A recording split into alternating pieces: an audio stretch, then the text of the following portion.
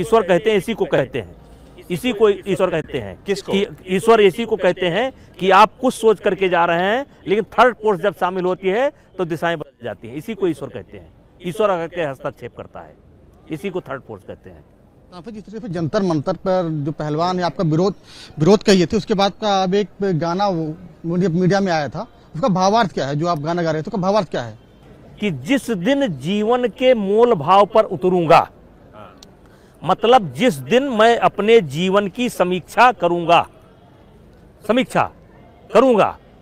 जिस दिन जीवन के मोल भाव पर उतरूंगा, समीक्षा करूंगा, जिस दिन संघर्षों में जाली लग जाएगी, मैं देखूंगा कि अब जाली लग गई है और संघर्ष करने की क्षमता अब मेरे अंदर नहीं है, और जिस दिन जीवन की लाचारी मुझ पर तरस दिखाएगी, जिस दिन मैं लाचार हो जाऊंगा, बेचारा हो जाऊंगा, ऐसी जिंदगी जीने से अच्छा होगा कि मृत्यु मेरे करीब आ जाए।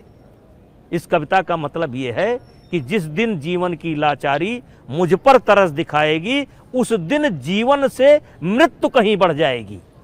आदमी का यश मार दो, आदमी का यश मर जाए तो समझो वो मर गया, उसको जीने का कोई हक नहीं है। जिसका यश मर गया, जिसकी ख्यात मर गई, और हमारा यश मारने का प्रयास किया जा रहा है।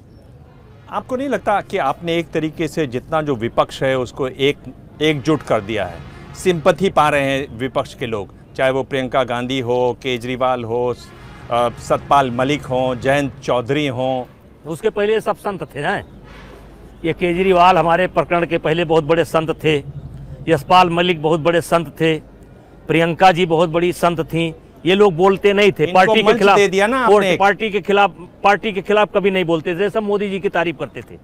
ये सब मोदी जी की तारीफ करते थे, प्रियंका जी, केजरीवाल, मलिक साहब और जयंत चौधरी और जो है दीपेंद्र हुड्डा, ये सब मोदी जी के भगत थे और हमारे कारण विरोधी हो गए।